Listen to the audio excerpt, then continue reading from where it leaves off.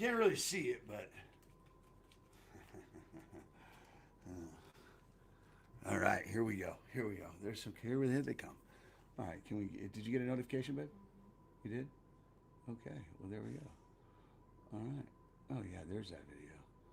Yeah, that's hot. I love that. God, that truck was pretty, wasn't it, babe? Yes, it was. It was beautiful. I know. All right, let's get this show on the road. Let me get this shared out. Remember, guys, to like and share into your groups. All right, we'll get tonight's show started. All right, I cannot thank you guys enough for being here. We got a packed house tonight. I'm excited. I'm excited. All right, let me get this done. Boom, it's shared out. Good evening, everybody. I'm Wayne Campbell, and this is the driver's side, another episode for the better of the industry. We've got a panel tonight that is pretty much very well versed in the trucking industry. I mean, we've got from a flatbedder, we got drive-in, we got reefer, and we got a local kid in the game that has a fleet that's absolutely unbelievable. Okay, I'm hearing myself over here, probably my own phone. That's terrible, threw me off.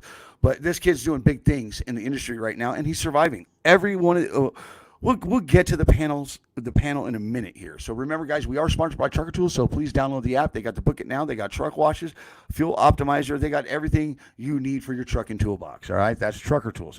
Okay, let me start with this. Thank you, Missouri. Thank you to the state of Missouri, and thank you to SPB Trucking, Peasterbelt, Jones Customs, and Roadworks. That was an amazing trip. I had the time of my life, and unfortunately, it's in a time in the country where we're going through hell, technically. But we all have to find our peace of mind, and I can't stop this platform. I can't let this virus stop the platform, and I will not let it stop the platform. But at the same time, I have to, remember what's going on, and to bring a quality show. There's a lot going on. We got Washington. I will be here tomorrow morning at 6 a.m. So we have tomorrow morning's show from 6 a.m. to whenever I go. It's just the morning drive, and I feel like this computer's really high. I don't know. I feel like that nobody's seeing me, okay? So that's better. I feel like I was kneeling down to the microphone. So I still do. But anyways, I'll be here every Monday. I'll be here every morning, 6 a.m. So, guys, and we'll talk about Washington a little bit more. I'll ask these guys about Washington. But I want to say thank you to SPB Trucking. And SPB Trucking, I want to say thank you to Peasterbelt. I mean, these guys, that's cool, right? Isn't that cool? Isn't that cool? I want to say thank you to Peasterbelt and to Jones Customs, which is not Gary Jones. Gary Jones does not own Jones Customs. It's his painter, airbrusher. This dude is off the hook. I was at his shop last night. I am going back to Missouri very, very soon. I'm going to get Not My Daddy's Money and the build. The people that built it, I don't know about Roadworks. I know Roadworks was deeply involved. I don't know if they're going to be able to make it, but I know Peasterbelt and Jones Customs will be there, and we will be with the truck, and I will have the Joneses with me, the dynamic duo from SPB. But this is Jones Customs. Jones Customs gave this to my wife. I really want to give a shout out to them because they did everything on excessive behavior 1 and 2. I mean, and those trucks have gone viral. They've had millions of views. And Jones Customs and Gary Jones, they did a lot of work on that themselves. I mean, that was just absolutely amazing. I see Rob Hallahan walking away. He must be going to smoke a cigarette. A little Hollywood himself. Let's go to some comments, all right? Jonathan, how are you? Dave Sauls, how are you? Ethan, how are you? Hello, honey, how are you? Dang, okay, the list is long. Chris Constantine, Ding, Valerie Sparkles, Billy Joe Burrell, Roger, I think it's Roger Surprise. Okay, Charles, Tim, Chris. Okay, I got you guys. All right, remember, guys, to like and share to your groups. So I went to Missouri. I traveled today, and it was really weird. I traveled all week. I was in Portland also. I was in Eugene or Roseburg, and it was really weird. It's I don't know what to think anymore. It's crazy the way this world is right now. The way America is. I don't recognize it. I came to the airport when I went to Missouri. When I was in the airport, right next to I parked the rental car. Rental car was packed, fully packed, and all those Delta jets, right, honey? Were those Delta jets? I mean, they were parked. I mean, plane upon plane upon plane. I've never seen it before. And I asked the bus driver, which was really cool. Shout out to the bus driver. He was blowing his horn because someone was going down the wrong way. So he's a driver too. So shout out to the bus driver. But he was saying the rental car places are full. He's never seen planes like that parked there ever. and he's been working there for quite a while. So the effects of this virus is affecting everybody. It's not just affecting the trucking industry; it's affecting everybody. Like I said, me and the wife have had to cash out the 401k, and that's what we're living off of. That's what I traveled on, and that's how I got there. It's just the way life is at this moment. The gentleman that I'm going to bring in, I'm going to bring this young man in first, is in the industry, and he's actually taking the PPE. Brandon, say hello to everybody, sir, and tell us who you are, what you do, what you have. I mean, just go ahead and break it down, bro. Hi, everybody. Hi, Wayne. Good to be here tonight. I'm Brandon Carpenter. I'm a owner of Hollerback Trucking in Ashland, Ohio. We are a small company that does a lot of local work. We haul van freight and flatbed. Do really just about a little bit of everything. A lot of cardboard, a lot of plastic. Kind of just depends on the day. But we are currently still working through all this. It's been pretty interesting to say the least here lately. And the platform of this show is awesome. We like watching it, and it's good to be here tonight. You know what? I know something. Your mom. We've been talking a lot lately, and I don't really do that much, and unless I really feel it's worth the investment as a person. And the way you've come into my life, I can't thank you enough. And you've shared some great things with me. Shout out to your mom. Shout out to your mom. Thank you. We talked I know about she's that watching article, right now. So. That article hit, and hopefully I'll be able to talk to you about it a little bit later down the line, like on the morning show. But I don't want to get into that right now because you already said you don't like to comment on stuff like that. So we're not even going to say what your mom does. But shout out to you and the kids, all that heritage you're showing. You got a fleet of historical trucks, don't you? Yep, that's correct. We run mostly Kenworth A models. We've got a little bit of everything actually in the fleet, and currently the average age of our trucks is in the 80s. So yeah, we're about the only ones around here running old stuff, but I can't get enough of it. Love it. Sorry, I don't mean to be laughing right now. I love your fleet. I know what you have, so I was letting you break it down, but I caught a glimpse on that, and I think Hallahan's I think he's got something on. All right, Brandon, we're going to push you to the side for a minute. Look, we got a full panel tonight, so please be patient with me. This is my first time I've had this. I've had this many before, but it's important for me. I'm trying to get this together. Like you said, you like watching the platform, and I like providing the platform. I like doing what I do. I love my morning show. I love this mostly because this is where I get actual stakeholders within the industry. So I'm going to go ahead and bring another stakeholder within the industry who's a small company owner. He's a flatbedder. His name is Philip. Philip, go ahead and introduce yourself and talk to us. What's going on, brother? Hey, nothing much. How you doing? I'm Philip. I'm an owner-operator. I own my own company, Trinity Express out of Florida. And I'm sitting in Indy right now, relaxing and waiting for things to change. That's what I'm doing. We talked for a very short amount of time today. John Herdrich said, well, let's have Philip on, and I go with John. I know that you're part of it. I know you know Rob too. You guys like to play around. I know you're the jokester. Yeah. I know you're the jokester, but you're also the one that you actually live in your truck. I do and I don't. I mean, I have a house in Florida, but I do so much work out on the road, and it's my peace. So I'm out here and I do a lot of stuff out here. So, it's just easier for me than to go down, because when I go to Florida and I got to go to the house, I got to do work at the house. So, for me, it's easier to stay out. You know what I mean? So that's what I do. Right. Right. I'm going to go ahead and bring the rest of the boys in. And the first question is going to be to everybody tonight. So just let me get this out of the way so as I bring them in, everybody knows these guys, okay? So let's go. I can't call him old man no more because I'm just as old as him technically. And let's bring him in. There he is. I knew it. I knew he had that.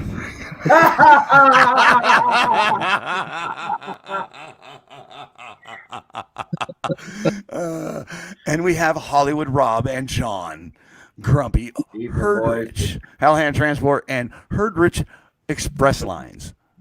Did I get it right, John? You got it right. All right, the first question tonight, everybody, and I don't care who takes it first. Washington. Protest. Go, Philip. Go ahead. Washington. Honestly, I don't believe in it. I think that you go out and you buy a truck, you start a company, or you lease onto a company, and you assume risk. And that risk is either you're going to make it or you're not. There's no guarantee in this life when you buy a truck that you're going to be successful. And I think that, there's a lot of risk involved in it. And, some of us make it and some of us don't. And, you have to want it really bad. You got to do what other people are not willing to do. And you have to make smart moves and smart decisions. And so your chances of failing in this industry are very high. So, right now it's tough. And now we have to sit back and say, what are you made out of? And, there's going to be a lot of people that are going to exit this industry. It always has been like that. There's nothing new to it. And so, if going to Washington and arguing about freight rates and brokers is not what I believe in. I believe that, if we get together and we all sit our trucks like I'm doing, I've been sitting in this spot here for almost a month, and I refuse to move until these rates go up. And that's how I fight it. And that's my belief in it. And that's how I feel about it. And I want to what you said though is very important. It's you take risk, okay, and everybody. It's not just truck drivers losing right now. Everybody, all small companies, I mean, are hurting. Brandon, what do you think about Washington? I can't get over this mask. He's good. He's good. This guy's good. This one here likes to play too. Jokester. Oh God. He must be. I wonder if he has dinosaur testicles in one of his trailers too that he's hauling. That he's for $10 a mile. All right, we're not going to get to that. Brandon, Washington, go ahead. Well, my feeling on Washington is very similar. I don't really believe in it. We've been there. We've done that. We've seen the end result of how that works. I mean, let's face it, for years, we've all been talking about this. There's lots of problems in this industry, and Washington really hasn't done much for us already. I don't know why they would help us now. Like any industry, we really hold the key to change, in my opinion, in a lot of different ways. And the only way anything's going to change is by us all agreeing and kind of finding common ground and doing something about it. And Washington's not the answer, in my opinion. And I agree with you. And the thing is, but see, I will say this: I am proud of the unity that's being shown, but it's also being shown in a lot of other fields with protesting. I am proud of the brothers and sisters. It's not that I don't support them. I don't support the way they're doing it without lobbyists and without putting the head people in place prior and having the truck drivers that are funding it, whatever, because you got to hire lobbyists. We talked about this, Philip, a little bit. You have to hire somebody that knows that wheelhouse. And then, but you also have to have somebody that, from the driver's perspective, from the trucking industry, multiple sectors of the trucking industry, because I got a flatbedder, a dry van, a reefer, and a local guy right here. So I just don't think it's being represented right, and I know it's just for rates, and and if the rates went, I heard a driver say it today, and he's one of the main guys. I don't like saying his name because I don't feel it deserves press. He said if rates go up today, I'm gone. I'm out of here. We're out of here tomorrow, and that's not what the fight's about for the trucking industry technically. Rob Hallahan, I don't know what to do with this dude. I swear to God, he just does it on purpose. He makes me. I don't know how anybody talks with them fucking things on. Language, Rob. Language. Oh, that's right. We got kids watching. Right. Well, no, I just want to be able to get shared out and be able to be for us to be heard. Tell the truth, but try. Language is going to come out. It's truck drivers. This is a show. This is live. This is how it happens. It's not rehearsed. Rob Hallahan, talk about it. You've been to Hollywood. You've been to Washington. I've been to Hollywood. I've been to Washington D.C. I've been there 3 times. Get it, driver. If I thought that it was what we should be doing, I'd be there right now.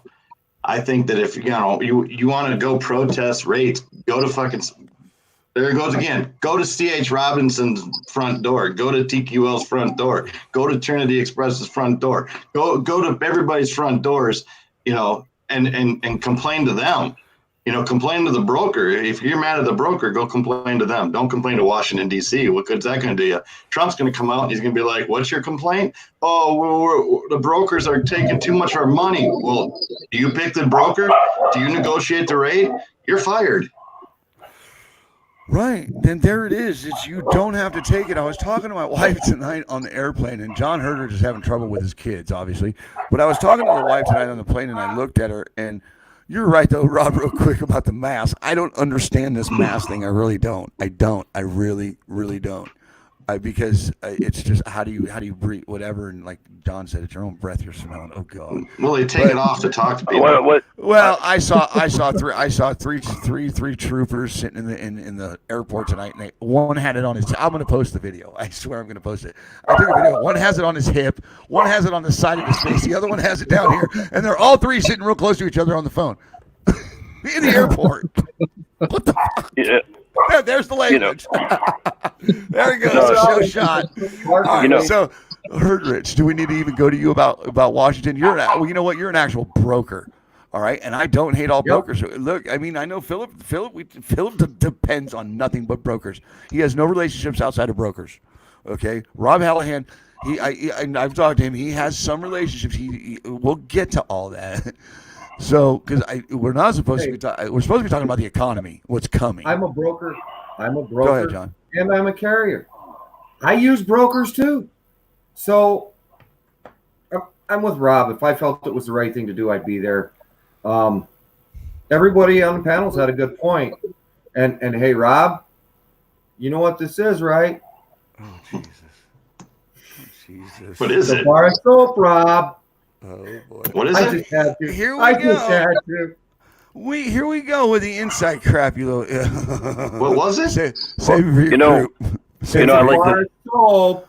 Hold on. Go ahead, No, Philip. Wayne was getting Yeah. on you. what I like to say on this is that, you know, we gotta all, if you own a truck or you lease on, it doesn't matter. It doesn't matter. I'm assuming you're not a company driver because you're not setting rates. So whoever's setting the rates, if we all said, well, you know, I don't run under $2 a mile. If that's the standard, it used to be the standard. If that's the standard, then why are people running for $1.50 and $1? So, you know, we have to get back to standards again and minimum standards. And I think that's what's hurting the industry is that there's too many back and forth on, well, the reason why I did it was because of this reason. And the reason why I took the rate is because it does this. And I think that we have no minimums anymore. And if we could all agree that there has to be a minimum, and that minimum is what we set, not what the government sets, what we set as owner operators, or leased on drivers or whatever. If we set that minimum, it becomes that. And I think that should be the issue more than going anywhere and trying to get anybody else to get into our business and try to change laws. Because, you know, the moment, especially us in trucking, because we know what happens when the FFCSA comes in and says that we're going to start controlling you. The moment they start controlling brokers, we as owner operators might not like the end result of that. So we need to be careful on the government getting involved in even the broker side of that, because we might all hate that at the end of this. And that's what I'm scared of. Right, and you'll never be able to get that done because you're always going to have that guy that has a $5,000 truck with bald tires and, you know, parts duct taped together, holding it together, you know, and half the shit doesn't even work on it. They're going to go do it for little to nothing. And You know, he's so it's buying, never and he's gonna buying work. wait, hold on, and he's buying stolen fuel on top of that. Yeah. Or, I mean, come on, there's so many things. Look, this industry has so much evil in it and so much nasty in it, and it's just like the regular world. That's like I was saying earlier to my wife. That's like saying I'm going to the pawn shop and I'm going to get what it's worth. Period. Right. Pawn shops are made to take advantage of the people. They're essential, technically. You know, you're going to go down there, and most people go down there to keep their lights on or whatever, or for drugs or whatever it is. Okay, whatever it is. But a pawn shop, you know you're going in there and you know you're going to get taken advantage of. I mean, it's either you take the deal or you don't. Right? Am I far off here? Is that a bad analogy? No. No. Okay, let's go to the young kid. What are you thinking up there, young man? You took the PPE. You took the PPE during this process. I know that there's not. Okay, so that's a one side. In my opinion, there's not enough help for the small businesses. Period. There's not enough help for the people. Period. It's the biggest chokehold that I've ever seen is on America. The youngster right here to this side of me, he took the PPE, Rob. He took it. He got it in the very beginning, but he is structured different, Rob. It's PPP. Whatever you don't bringing it. You know what? I'm mad at everyone. P, man. Hold on. Time out. Before we get to that stimulus package, I'm going to look right into this camera. I'm mad at everybody here. Everybody that watches this, y'all let me say U.S. What was it? God, the U.S. Express. They let me say U.S. Express instead of U.S. Distribution. The blue trucks. Oh, you're talking Western? Western Distribution, and I said Western Express. Nobody fucking said anything. Are you serious? I call them an elite fleet. Seriously, nobody said anything but one of my viewers. Well, we're in shock. That's why we're not saying anything. Yeah, So don't worry about We're it. also in We're shock. You said elite fleet because they're the cheapest damn people out there. Yeah, we're still in shock over that. So give us a minute. I meant Western Distribution, the big blue pretty trucks back in the day. Western Distribution. They were great fleet. All right, young man, let's talk about this stimulus you took. Okay, well, as far as the stimulus, I've always been a person who's kind of marched to the beat of my own drum, I guess would be the best way to put it. And I've got a lot of friends in this industry, and, naturally we talk almost every day, and we've talked a lot about this package and what it had to offer. And as far as what we do and how we're structured, my employees, obviously, as any other owner would say, my employees are the most important thing to me in my business. Without my drivers and the people that work for me, I'm nothing. And my responsibility to them is I need to take care of them and make sure that they have a paycheck. You've seen that picture that I posted yesterday, all the kids sitting on the back of that truck. Those little boys rely on me for a living, basically, and a paycheck, just as much as their parents do. So that's a heavy burden to bear. And with that, I wanted to make sure that no matter what happens through this whole thing, that my employees are going to be taken care of, most importantly. I'm going to be fine. At the end of the day, we're all probably, hopefully everybody sitting here today is going to be fine. But what about our employees? What's going to happen if things get real bad? And, my opinion is on the government, they've been taking advantage of us for a long time. There's very few things that are ever offered to us as trucking companies. Normally, they want the money from us. So if they're willing to give it to me, I'm going to take it, and I'm going to give it to my employees. That's the way I look at stuff. All right, who raised this kid? Who raised this person? Hey, he's right. He's watching somewhere. Rob, I know that we've talked about this program for a while. Mm-hmm. Me and you have gone back and forth with this because I'm pissed, and I am at the end. I'm pissed because people should have the access. It should be. It's not. It doesn't work for you, does it, Rob? No.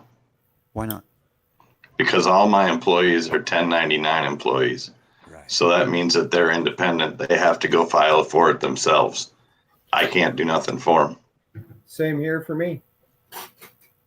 And I show enough write-offs, and with my depreciation, which they don't give you any credit for your depreciation on the PPP. So my income is too low to apply for it. Well, and you know what else I heard about this stud next to me with the elite historical fleet. He says that the rules are changing on him daily. That things are changing daily on him. Each stage has been different. What the first round has been different from the second round. Some are at 3%. I'm hearing some are at 0%. If you give 75% to your employees, what's yours structured like there, young man? Brandon?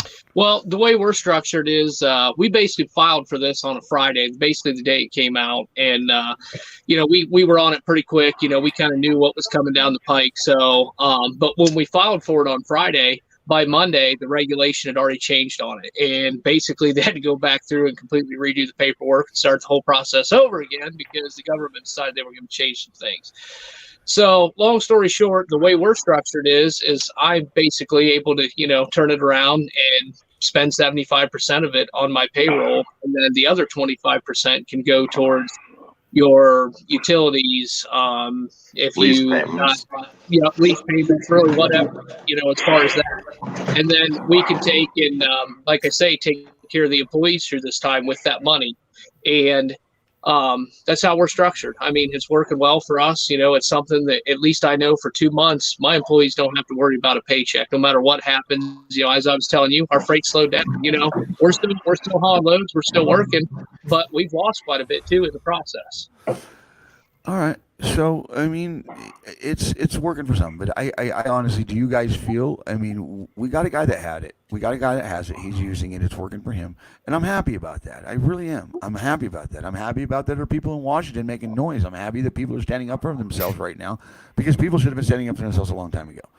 But what I I'm think worried it's about, crap though that they won't allow you to use your depreciation paid back, because when you do your taxes and you take depreciation off your income, it lowers your income to a negative level if you're doing it right, you know. And when they look at that, they say, "Oh, well, you don't show any earnings." Well, yeah, I had $180,000 in depreciation on equipment. You know, I bought 3 trailers this year and 2 trucks this year, and the first year you get the most depreciation out of it. So that put me below a level that I'm even qualified for. But if I would have done it last year, I would have qualified for it. see, How many businesses other than trucking is getting this money? A lot. Hell, the lot. first round of it, they opened it up to corporations first on, Which I they believe, shouldn't the have, in my 5th or the opinion. 6th. Sorry, And then sorry, they but didn't they shouldn't have. they didn't open it up to sole proprietorship until the 10th, and by noon on the 10th it was gone. All the money was gone already because they had distributed it out to all these big corporations. And Yeah, so we opened it again on like the 14th for a second round, or 15th for a second round, something like that. But it right away it got flooded and they suspended it right away. So for Yeah. sole proprietors, you really didn't even have a chance. Nope. yeah, Okay. I don't think it's set up for trucking. I just don't No. think enough was done. What Period was for the that, dude? trucking industry in a whole, because again, it doesn't work for some right now, and they didn't think about the things that aren't working for people, and like Rob said, with the and all that other stuff that go into play on the 1099, all that. There's a lot that goes into play when you run a trucking company and how you run your trucking company. You know, there really is. It's just like that freaking Ewok. It's not a one size fits all. Yeah, same. And I think that's what they're trying to do. And I do. So I'm going to kind of shift this conversation towards this. Is it a positive? Is this? They're giving all these small businesses money to keep employees. Is it to keep people off unemployment also? Because look at all the people that are on unemployment. Yeah. I mean, it's got to be a counterbalance here somewhere. Correct? Well, that's am I what. far off That's, here? I mean, well, that's what I would have done if I had multiple employees, you know, or 1099. I would have done a layoff, and then I would have forced them into unemployment, or you know, I would have wrote them up and told them, you know, you're fired, and then let them go get unemployment. Is what I would have done. And I would have circumvented this and get the government out of my, because I'm in fear that this is in the long run is going to put everybody who's taking this money, where I think the IRS is going to come and they're going to, you know, they're going to come in and they're going to do an audit. Is what I think is going to end up happening. And the last thing you want to do is, when times are good, is be taking time off the road and talk to the IRS for 3 months about what you did 2 years ago. So, you know, I mean, that 10 grand could end up costing you 20,000 in lost time. And if they find something you've done in the last 5 years, you're going to owe way more than the 10 grand you got. So, you know, I'm not a big fan of the government getting in my records and auditing me over $10,000 or whatever it is. Here's what here's what I'm trying to go, and here's what I'm afraid of. Okay, I know that the economical carnage is here. It's here. It's starting. It's really just starting to catch, because people want to go back to work. The people that are on unemployment, that are not making nowhere near, that are making twice as or 3 times as much as they were working, well, that's gonna affect us too. Nobody's gonna want to come off unemployment until that bonus goes away. That makes more money on unemployment. The thing that I'm worried about is this economic wreckage that's coming. I just got an Hold email on. from the SBA administration. Okay, go ahead. Are we good? Me go ahead, or you go ahead? I don't know what to do here, Raj. No, you're good. No, I answered that. Otherwise, it was going to keep ringing up. You're good. You're good. So the economical carnage is here. People are not going to want to come off unemployment, and you're right. The companies should have laid people off. Not just that, they should have furloughed them. They should have furloughed them, because they didn't. They didn't furlough my wife, and they screwed her. We're not going to go down that road, because Right. it gets me worked up, because she lost a lot. What about this economical carnage that's coming? Okay, we know people take advantage of the system. So people that make 3 times as much unemployment, they're not going to come off that until they run out of that, and they're not going to come back to work. But this economic freight and where rates are, and for things to pick up, people have to open back up. Okay, they plan on opening back up, but they only plan on a lot of places are being restricted. It's only certain places can open back up. So how long are we going to see before these rates, or before this trucking industry starts taking a turnaround towards more freight on the road? I don't think many places are opening back up, though. A couple places in the south, but up here, there's nothing opening. They're talking maybe the end of June now. And I got 3 Wisconsin. All Yeah, 3 of you no. are Wisconsin. All 3 of you are Wisconsin. Philip, where are you? Florida. Florida right now. Are you in Florida right now? Oh, I'm in Indianapolis right now. And what's it looking like around you? What are you seeing around you at the truck stop? Business as usual? Actually, I see a lot of parked trucks. I see more parked trucks here than normal, and so no one's moving. It's probably sitting at McDonald's. I'm sitting at McDonald's. They waved at me. They recognize you from the driver's side. They waved at you. No. Waffle House open, Philip. Actually, no, it's not. They waved at me. Hey, that's Waffle House. No, they're what I've done a lot of research on what I think is the future, because that's what I do. You know, I'm more interested in what's going to happen in the future than I am in the past. And from what I can see, I think that the shipping lanes, it's kind of a little more perplexed than trucking. If you got to think about how much is getting imported from China, and we take a lot of imports in, more than we do exporting. So the ships they stopped the shipping lanes when the coronavirus took effect. So what you're seeing is the remnants of what was ordered before coronavirus came in. So it takes 30 days from the moment that it leaves China to get across and get to the port for us to start hauling freight into the areas that it goes to. And the problem is that they stopped ordering freight. They shut the lanes down. There was a lot of ordering that went on on those boats. They didn't fill them, and they ended up stopping the orders. And so now we're going to start seeing that now for the next 30 days to 45 days. So what I think is going to happen is you're going to have a very bad 30 to 45 days until those shipping lanes come back in. They start getting back into America. They start offloading those boats and start moving freight. So I don't anticipate it being good for at least 6 to 8 weeks myself. And that's what I'm gearing up for. All right, now I'm going to go to the young man real quick, because Rob, I want to come to you too, because I want to talk about this. What about you, young man? You deal with direct, and you did have a steel account that has stopped. What about you? What do you see for your company? What's your future looking like? Well, a lot of what we've heard, because, naturally I'm real close with a lot of the companies that we haul for. And, you go in and you kind of take a look around whenever you walk in the door and you see what's going on. Well, one of the things we see is workers that used to stand a foot away from each other, 2 feet away from each other, are now standing 6 feet away from each other. So what's that do to a production line? It slows everything down greatly. These workers now in these factories are being separated out, and they're having to completely change how they do business, the few that are open. And that's really, changing the structure of how they operate greatly. And it's taking time to get all that switched around. So their production is way down. I mean, it's half of what it used to be. So that's a major problem we're seeing on our end as far as freight is. Nobody's shipping like they used to, because that we are hauling for that's open because of what this is doing to the industry. Naturally we knew steel was dropping off. Steel was dropping off before this whole thing hit.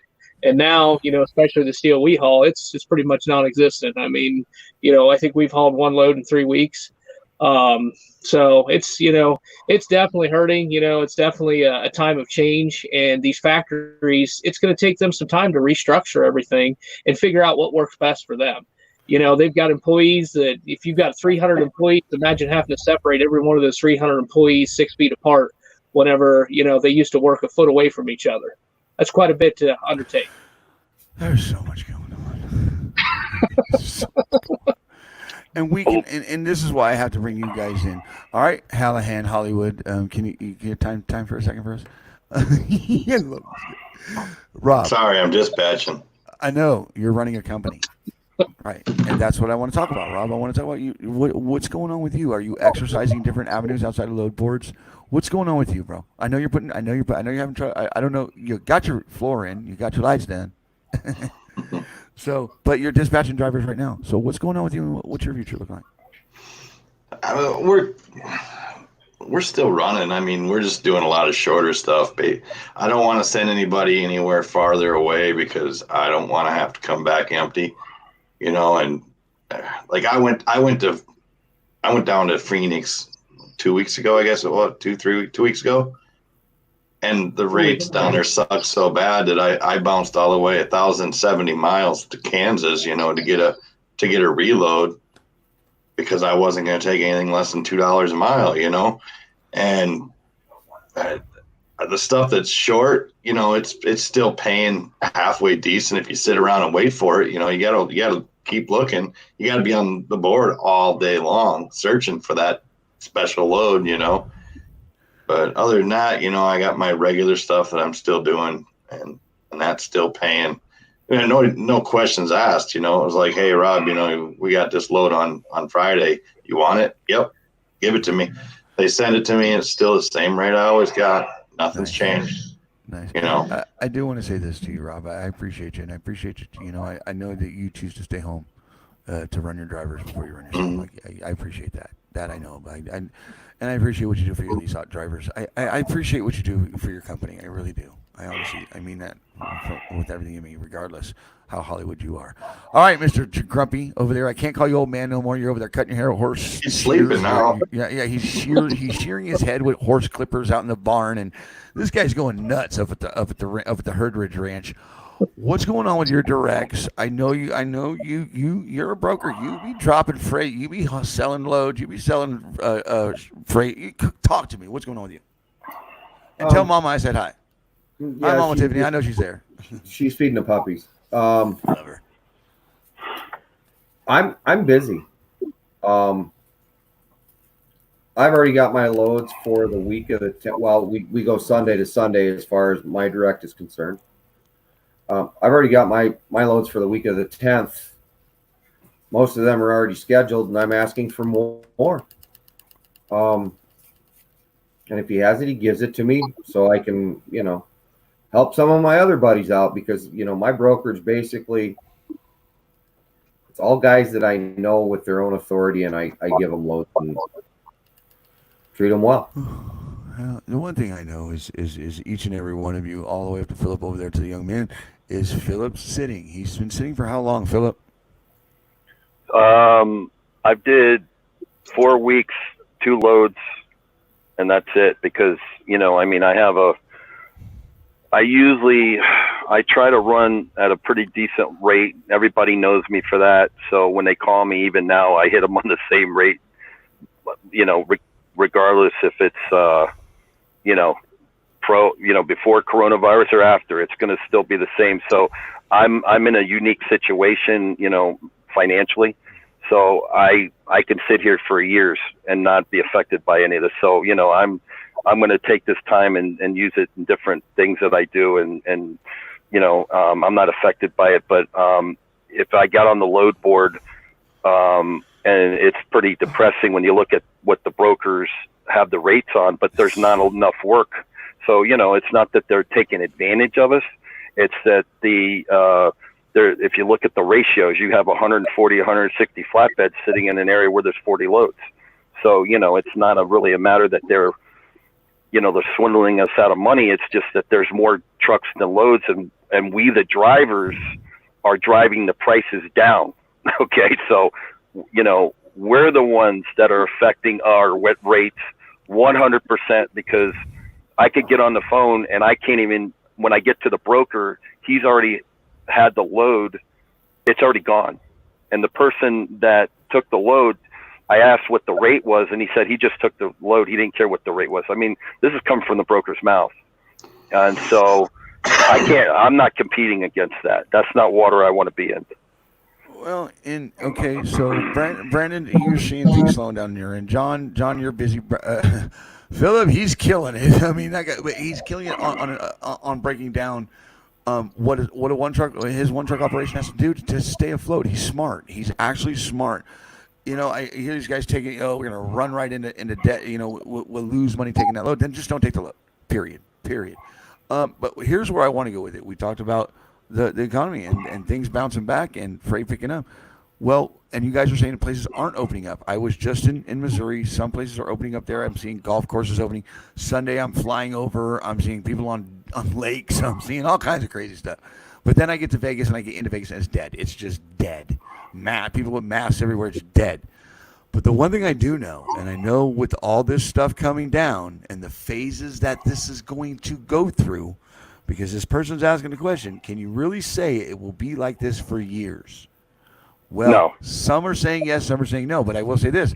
When they go to open up, they're saying that they're only going to open up to 25% capacity in most places. So that right there is going to affect the trucking industry even longer.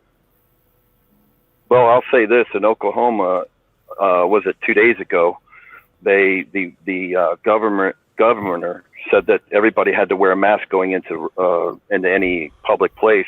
Within 3 hours, he rescinded that because people went crazy, and I think the article I read, one person threatened to shoot the people at the store, and they were so scared. The employees, they said, forget the mask.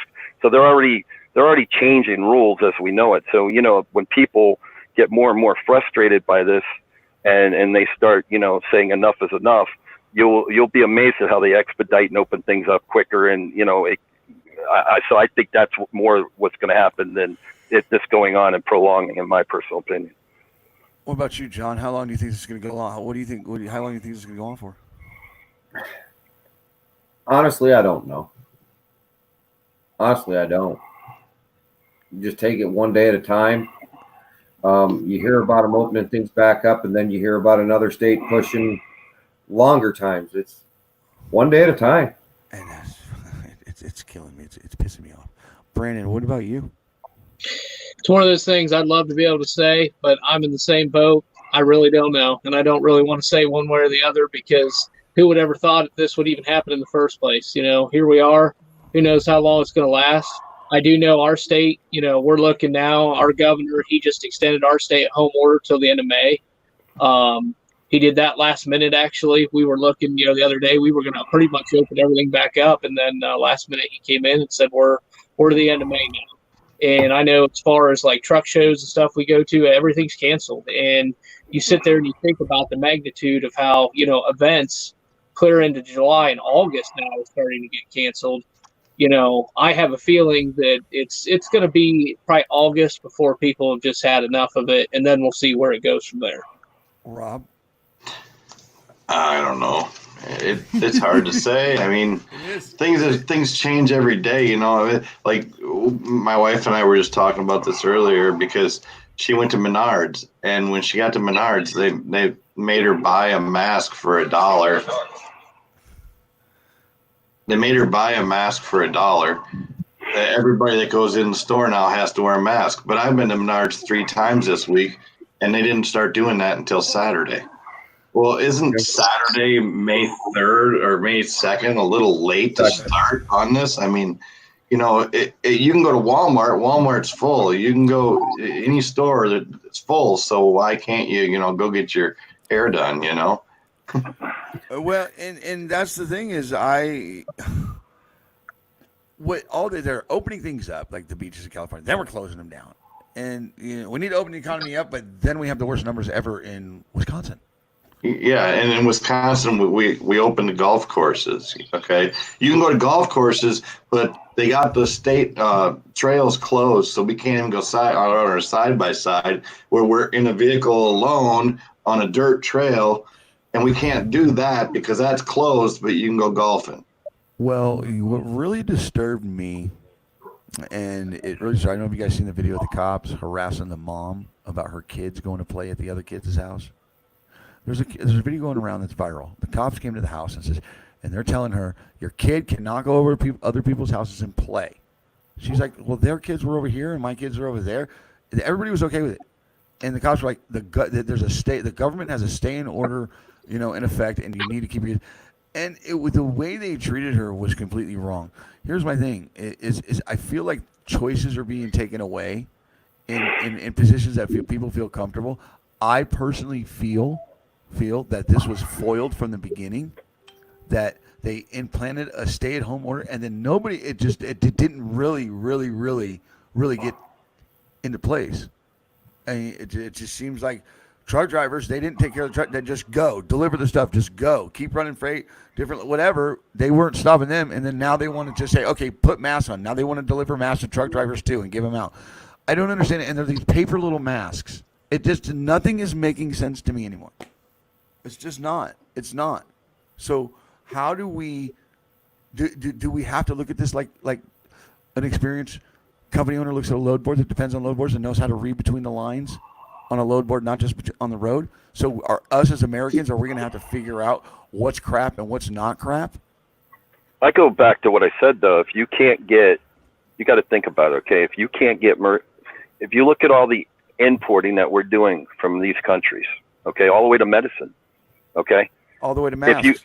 Okay, the mask, everything, okay? It's coming in on boats, okay? And if they're 30 days away, okay, then they're making it, they're shutting the country down because it's shut down anyways. Even if they open it up, if you go to work and you can't get material to make anything, you can't do anything. So, you know, we're at a standstill right now because of a lot of different factors. It's not just one thing or the other. It's just, you know, you got to look at the whole picture for it to all make sense. And so it's not just COVID-19 that's slowing down people going to work. It's also because there is no work, because there's nothing, we don't make anything anymore. We make a lot less stuff than we've ever made before.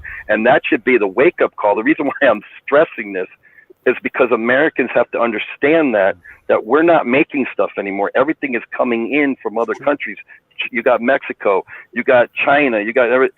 So, you know, if you don't like that, we need to start making stuff in this country again, so we don't rely on that ever again, and we'll never have this problem again. And I agree 100%. I mean, we've been exporting. True story, right there. We've been importing forever. I mean, Yeah, how long has this been an issue in our country? Yeah. You know, seriously, how long has this been an issue in our country? Yeah, they were As far talking as- about running out of, you know, medications at the hospitals because it was being made in China. So they're bringing ships over and they're rushing them over 15 days and speed them up to get them here. And the masks that are coming over and all that stuff, it's all being made over there. But nobody knows that. They think that that 3M's making it. Yeah, 3M's making it in another country. It's such a mess. It's a mess. It's a mess. Because here's the thing: we were in at war technically with the tariffs and all that with China before this. Right. Before this, the president's been having trouble with China. We've been having trouble with China forever. Stop it. Well, the problem too is if you go back to when President Trump was with China, and he put tariffs on, that also jumped the GDP up to about 5.7%. I think it was at the highest level. We went out and got a bunch of trucks involved in that to get it to move all that freight. Well, we have right now a 5.7 GDP worth of trucks sitting out here over in capacity in a 2.3 to 2.6% GDP market. So we have literally about 100,000 trucks too much out here for the freight. So that's another long-going issue that's been going on, because in the last year, in 2019, if you look at all the 300 truck plus companies that have been going out, it's because of overcapacity issues. So we've been having overcapacity issues for going on almost 2 years now. Okay, so that's another problem. What's going on out here? What do you think about that, Rob? What do you think about the overcapacity? Oh, I totally agree with it. I agree. Young man. I agree with it 100%, and that's one of the great things, though, unfortunately about all this is I think you're going to see a lot of manufacturing come back to the United States after this. I'm hoping.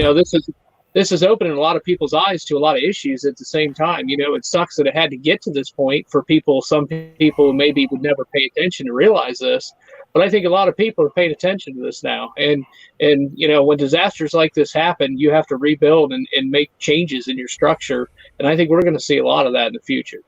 So it might not all be bad. What do you think about what do you guys think about it? We're going to see a lot of changes. All right, let's you're talk gonna- change. Go ahead. You're going to Mike. also see a lot of trucking companies go out of business. And Sure. what's going to happen is when freight does roll back around, it's going to give the people that were able to survive a chance to grow. Absolutely. Yeah, there's going to be this is going to be interesting. Trust me, you. Because I mean, I feel think like you're gonna see things go from all-time lows to all-time highs, is my opinion. Yep. 100% agree. Get Yep. it, John. Same. Go, Hey, John. I'm with the rest of the boys on this. I He's talk back to to Philip tilting his glasses, regularly.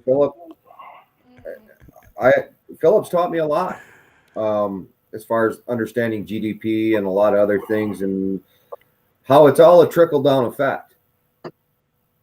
If trucking's not doing good,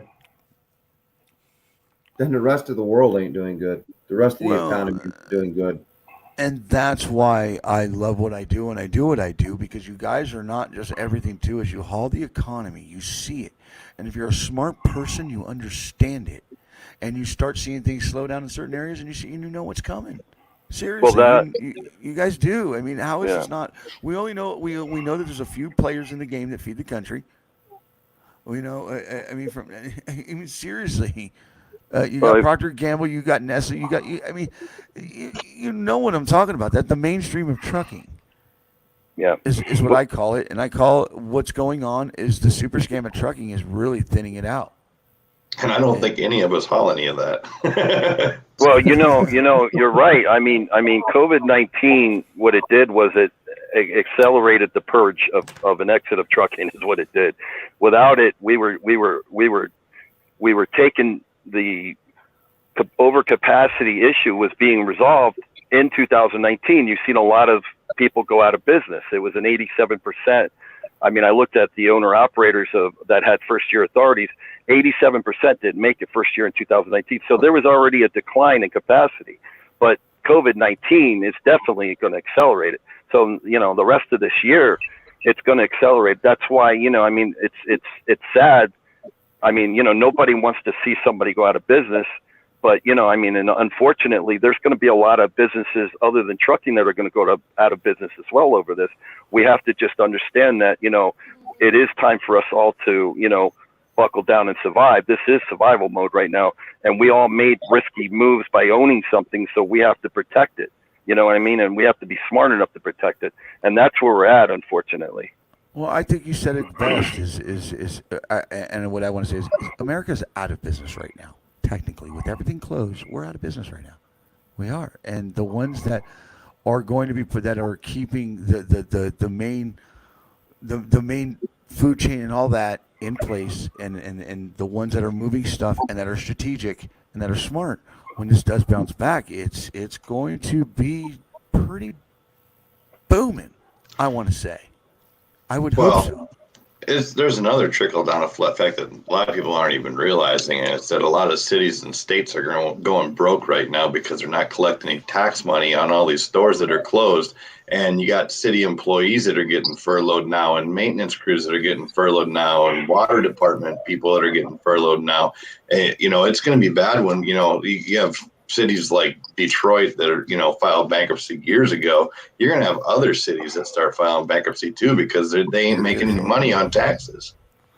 And Bill, you said it though. You brought up something. My wife, and it was tossed around a couple of weeks ago. I want to say they were talking about states filing bankruptcy. I thought they were pushing for that. Weren't they pushing for that? Yeah. Sheila, weren't they pushing for states to file bankruptcy? That was being tossed around. I know that. I heard That's things that most people don't even ever think about. That their city might go bankrupt. Right. Because all the sales tax of all the places that are closed and all that money that they're not earning, it goes so much further than just us and our trucks. And I might add that FMCSA and DOT police are doing very well, by the way. I haven't seen any of them go down, so I don't know how they're doing it. There it is. There's the Philip we all You know what I mean? know. I want to. Yeah, He's I want to gonna be know. part When, he's coming. Yeah, I want to. You're coming. I'm not. This ain't your only appearance, young man. Yeah, I Not want to you, know. Dan. Yeah, all of you. This is. Because I know what this guy does. I know what he does for fun over there. I've been part of a little bit of that, and it's a lot of fun. Don't worry about it. They get them brokers. Trust me. Hey, Philip. Yeah. We've been talking about this quite a while. Rob's been in on some of them conversations. The way I'm kind of looking at this, and you've been, like I said, you've been talking about it for the last 8 or 9 months. This is a correction, but it's not the correction the way we wanted to see it. I agree. No. As far as in markets and everything. You've been saying that for probably a year, honestly. Yeah. Yeah, I predicted this a year ago. I didn't know anything about the COVID-19 virus. That was a new one, but I predicted that this year was going to be a bad year because of what was going on in 19. I mean, I go back to, this goes back in the day. If you go back into, if you remember the paper to e-log switch, right, where they got thrown off because we were all cheating on e-logs, you know, and they didn't realize how bad it was. And it put, I mean, we were running huge numbers on the brokers and shippers and receivers. They had to do something about it, so they brought in capacity. I mean, there was nothing to hear big companies that were offering $50,000 for sign-on bonuses. I mean, it was getting ridiculous. They needed trucks. They got them in. They brought a lot of capacity in, and the rates dropped. And once those rates, and then, like I said, you had, you know, President Trump come in, and he started going into China. That brought the GDP up because what they did was everybody decided at that point when to get in front of those tariffs, they started ordering everything from overseas, get it in, and they wanted to shelve it and put it in warehouses. So what happened was they brought a bunch of freight in, they put it in warehouses, and they shelved it. And then we all sat after that happened.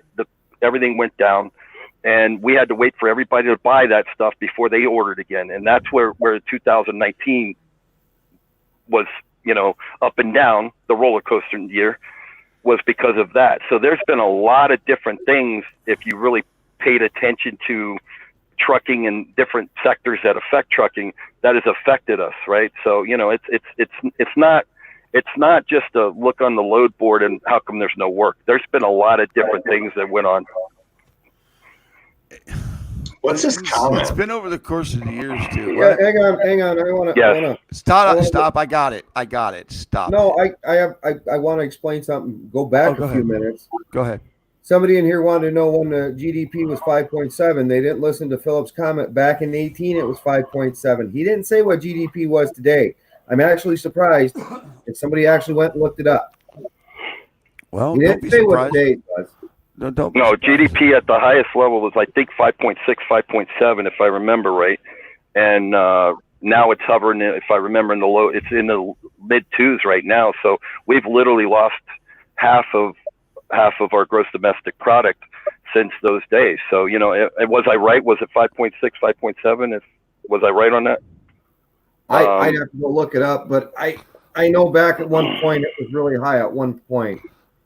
Yeah, it was in the threes, and then I got into the. I mean, it moved up. So, you know, you have a lot of capacity going on. You know, issues right now. This is really what we're struggling with, in my opinion, at this moment. You know. Okay, go ahead and go back to what you were going towards. Well, you guys are crushing it. You guys are crushing. This is why I do what I do, and I have the people that I have. I mean, I know Phil's been sitting for a little while. He's been doing his homework. He's not on here just to blow. I mean, that's what I love. It's not a bunch of blowhards. And no, I want people to check out what I'm saying. I want them to do it. I want them to, because I want them to discredit this show if you can. I do, because you know what? Yeah. It's finally time for this industry to have a show where drivers that are being successful and drivers that are losing their butts. A place to go. Seriously, it's not about me. It's really not. It isn't. And I'm gonna get and I unfortunately we got to wrap it up. We do. We have to wrap it up. Philip, Rob, all of you guys, Dan, Brandon, you're coming back. I'm gonna have you back in the in the morning because I want to tell your story. Your story's freaking awesome. I mean, look what I did this weekend. I went to see. I went and saw Gary Jones. Okay, I went to SPB Trucking. I interviewed that guy in Searchlight a year ago that I called on the internet, and I earned his respect. I had to earn my way into that guy's life, and Rob will verify that. Okay, I had to earn my way into Rob's life. I had to earn my way into each and every one of you guys' life. Unfortunately, now that I have created, or we have created, I can't say me, we, because I finally pulling my head out of my butt and getting it together and not being over obsessed with Washington and the crap that goes on, the toxicity. I have to focus on the men and women that are doing the right things in the industry, making the right moves. And nobody, I don't know, there's no advice anybody can give right now except make the right, best move you think is for you. For you, because nobody knows what tomorrow holds in this country, period. But I don't know where this person's going, because I know that you guys are very well rounded in this trucking industry and you're very, very successful. And Rob, I cannot thank you for helping open up the channels you've opened up for me. John, I can't thank you enough. Philip, I'm glad you're here. Thank Brandon, you, sir. I'm glad you're here, because it's because of Rob and because of John that I have you guys here. Okay? It's because of Gary Jones I have Brandon. Brandon saw my interview with Gary Jones. And you guys have extremely taught me a lot. And you taught me that it's every driver's side is different and every company runs different. But there are ways to do it in this industry to be successful. And it still seems like it's only the fundamentals still. You know, because I'm going to go to this comment. I don't know where this dude's coming from, because I actually know this guy. Okay? He's going, go ahead, John. Yeah, I want to say something on his comment too, because he's got a couple up there. Well, you shouldn't be surprised. Your listeners aren't dummies. I never said any of our listeners were dummies, but it's kind of funny how he's got to hide behind his name there. If he can't display his name, what's the matter? He doesn't want nobody. Right, is it Rig Rider? Is it Rig Rider? Yeah. Okay, well, I'm going to address that right. Time out. dumb. I'm going to address that right now, because I actually know who the person is hiding behind it. Okay. The comment right here that I'm reading that kind of doesn't set well with me is a bunch of you older guys are just tired and don't give a shit no more because y'all been shit on for 40 years. Let me tell you something, young man. These men just sitting in this box, and even the young one next to me, have earned their way, and they drive elite trucks, and they have elite fleets, and they pay their employees what they're worth. And they've been surviving in this industry for years, and they've prospered in this industry. Okay, they've taught many people in this industry. The one right below me, Mr. Hallahan, the lease purchase that he's doing with his driver, oh my God. He already bought it. Some people could only dream of. I will not stand for anybody putting down anything towards anybody in this industry unless it's deserved. And technically, well, we do all do things the wrong way sometimes, but this right here, this comment, you're really making yourself look bad, because I know each and every one of these men, and I know their reputations within this industry and what it's done for me. How come I can't see the comments? I want to comment on it. It's not worth even. It's not even worth it. Not worth Trust it, me. Philip. Trust me. If I could see it, you'd make it worth for. Yeah, you would. Well, would make Philip, the thing is, Philip, I know what you would do. I know what you would do with something like this, and this is not the show for that. Come on the morning show. Come on my morning show, because some of the guys in this panel know me and know that I would enjoy responding to somebody that would say that I'm making this up, because everything that I say is I read. It's not, okay. All right. So he did make a comment that he's not talking about you guys on this video. Okay. Thank God. And because that's why I was concerned about this, because I know him. And I appreciate I like the young man. He's come to me, and the young man actually taught me a couple things. You can talk about Rob all you want. You tell him that. I don't care. Talk about Rob. Just don't talk about me. You know what I mean? I'm thin skinned. Leave my Hollywood alone. Leave my Kenwood driver alone. What do you guys think of Gary's truck, guys? What do you guys think of Gary's awesome. truck? I love it. Love it. Beautiful. It's bananas. And Jeremy, the young man that's hiding behind him, he's not actually hiding. He's proud of his company. He's working on building a company. And you are right. You're right that there are some very, very, very bitter people in this industry. So that comment does carry a little weight. Point being is, you guys, Gary killed it again. Okay, I'm going back. I'm gonna get the builders. I don't know about Roadworks. I haven't talked to her about Roadworks, but I've gotten Jones Customs locked in. I got Peasterbilt locked in. Rava, you head down to Peasterbilt. It's pretty cool. Pretty cool place. Pretty cool place. But you guys, thank you for tonight. Rob, you guys, I'll call you guys in a little while. I'll call each and every one of you sometime this week. But I'll most likely talk to you. I'll talk to you guys in a while. You're out of here. Goodbye. Brandon, I'd like to see some more Later. pictures of your iron. Oh no, I'm going to Wait. Ohio to see him. I'm going to Ohio to see him. Goodbye, guys. Each and every one of you. All right, that's it, guys. That is another episode for the better of the industry. God, I cannot thank you guys enough. Man, I love this platform. I love you too, Jeremy. Careful, bro. You can set some stuff off up in here. This is not a place to play. This is a place where truckers come to park their egos, and talk trucking and give truth within this industry. I know everybody's going through something today, including me. Life is not easy right now. I don't know where tomorrow's going. I don't know what tomorrow brings. But I know that you will bring me everything I need, and you'll be there for me every day. The backbone of America wakes up every day. You are the heartbeat of America, so you should be treated like the heartbeat of America. Remember to keep that shiny side up, rubber side down, and to make money in the trucking industry, keep your left door closed. And I will see you tomorrow morning at 6 a.m. Good night, everybody. Thank you for coming.